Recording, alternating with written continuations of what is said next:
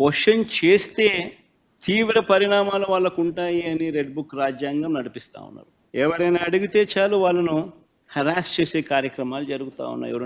ఎవరైనా మా హామీలు ఏమైనాయి అని చెప్పి మన రాయచోటిలో చంద్రబాబు నాయుడు గారిని ప్రశ్నిస్తే చంద్రబాబు నాయుడు గారు ఏమన్నారు?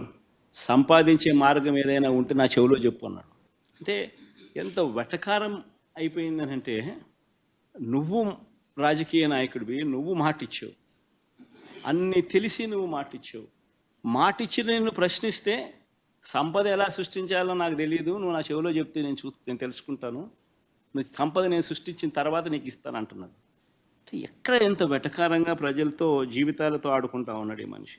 చీటింగ్లో PhD తీసుకున్న ఈ వ్యక్తి, ఆయన నటన అన్నది ఏ స్థాయిలో ఉంటుందనంటే, తానిచ్చిన హామీలను తానే ఎగరగొడతాడు.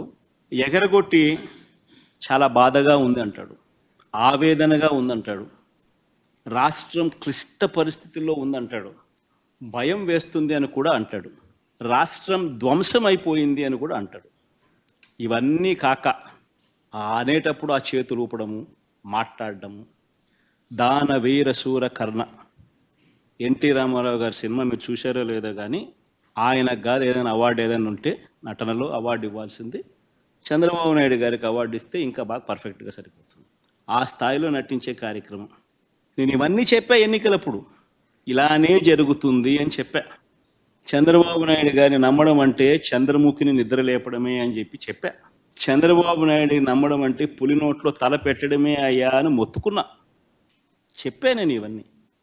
నేను చెప్పినప్పటికీ కూడా పొరపాటున ప్రజలు పొరపాటు పడ్డారు.